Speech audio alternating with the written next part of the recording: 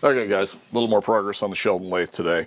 A couple of things. One of them was there was a question on the Sheldon list. I don't know if that questionnaire has seen my videos or not, but anyway, he was asking about a little blue bracket and some three little fingers that he couldn't identify, and nobody had really responded to it. The blue bracket that he showed in his photos is the bracket that mounts this guard, and we've got kind of a view of it, but it's all mounted, so it's tough to see where it's sitting at. Let me move this over here. We'll get a little bit better view of it, hopefully. Okay, it's actually this guard right down here, and if we take this guard off, I think it'll lift right off. Do it without scarring anything up.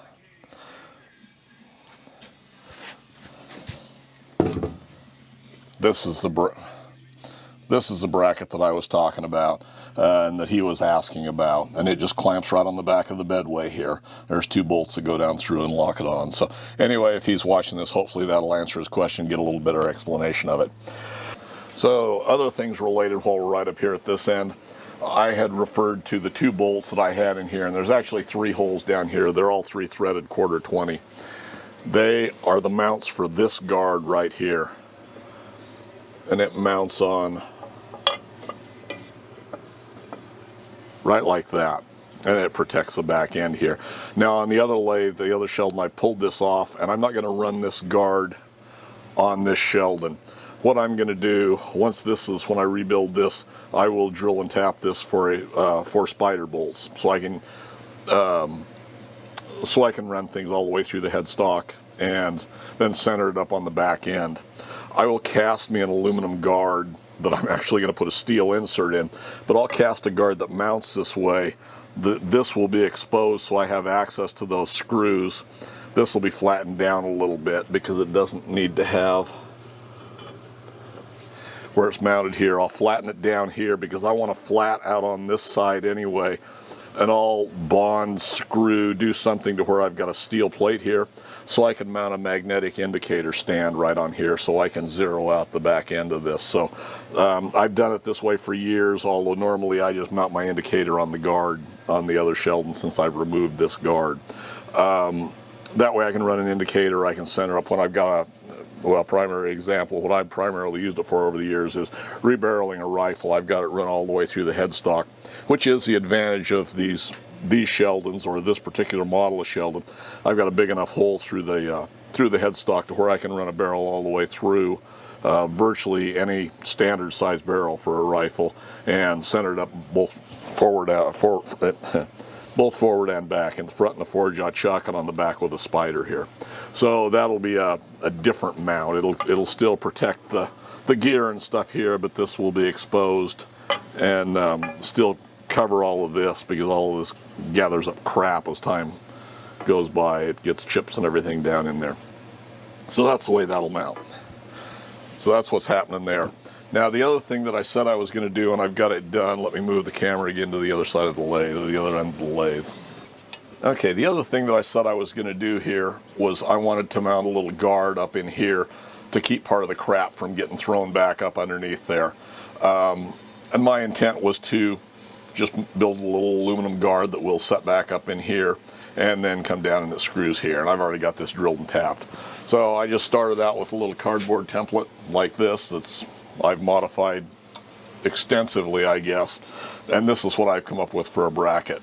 Now this is not going to keep all of the crap out, but it cuts the opening at least in half and will help drain a little bit. Now I added a little lip here on the back, and this sits clear back up underneath in here because there's a cutout in the casting for the headstock. So right below the main gear right here, why there's a square cutout, so as oil and crap gets up there, why it can drain out. So this will go back far enough and help divert that oil out of the end. And this is already set up. I've test fitted it once. I haven't completely screwed it down, but it just slides in from the tailstock end.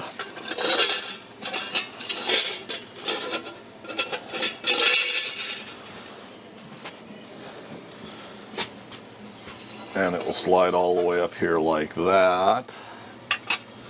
And then this will I can get the right place there. That's just about right, it looks like.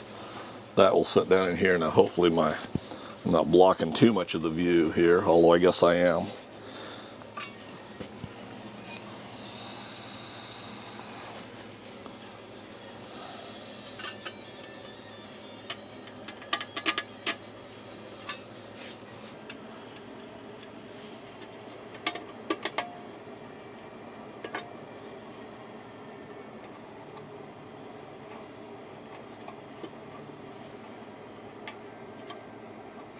And this will get painted up blue. I'm not too concerned about it, but I'll lightly scuff it and then just brush some paint on when I'm touching things up here. I've got lots of places I'm going to have to touch up on this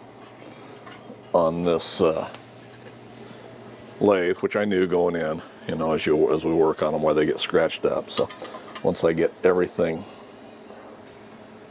pretty well fitted in place, why we'll just touch it up. I said all along this was just a working machine, so I want it to look nice and be as nice as I can have it, but it still has to do what it's supposed to do. I'm going to have to open that hole up in that. Okay, a little bobble there. I busted off a screw, so I had to extract that and run the tap back down through it and get it fitted. So anyway, that's what it looks like. Worth doing? Yeah, I think maybe. You know, it'll help keep some of the crap out there. It'll keep the oil from draining that does drain off of the gears and stuff. It'll drain it back out here rather than the possibility of it running back down into the underdrive unit. So that's where we're at with that.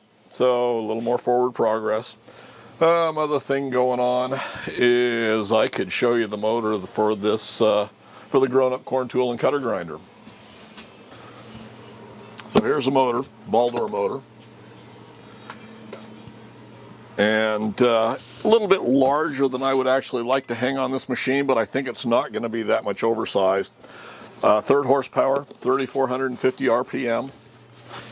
It's a ball door, just like that.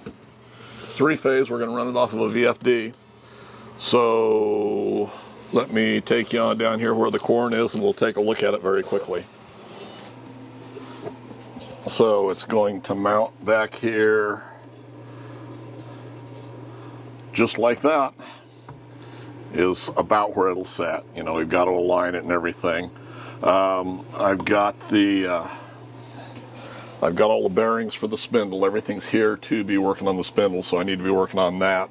Once I get the spindle set up, we've got to figure out the pulleys for it, but we'll have to build an extension off of this. It's threaded on the end, so hopefully we can run a thread down there on our extension with our pulley and everything. It'll have to be permanently affixed on there so we can run it both in forward and reverse. But anyway, we'll deal with that one way or the other. You know, we can also sleeve the outside and have it thread on, Loctite it in, so to help with alignment if that's necessary. But we'll figure that out. Like I say, just slightly larger than I would kind of like to see, but I don't think it's going to be. I don't think it's going to be really oversized. You know, with the Quorn sized up this much, why, I think it's going to be pretty appropriate.